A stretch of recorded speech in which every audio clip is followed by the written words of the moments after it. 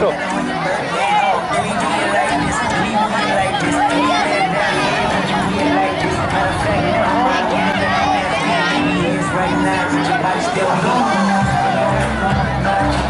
Γιορτή αποχαιρετισμού της Ένωσης Ποδοσφαιρικού Σωματείου Πιέρειας.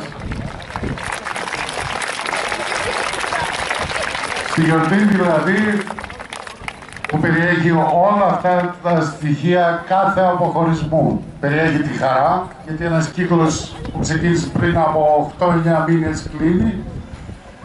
Περιέχει βεβαίως τη χαρά που θα βρεθούμε κάπου όλοι μαζί, χωρίς να χρειάζεται να ανταγωνιστούμε μεταξύ μας.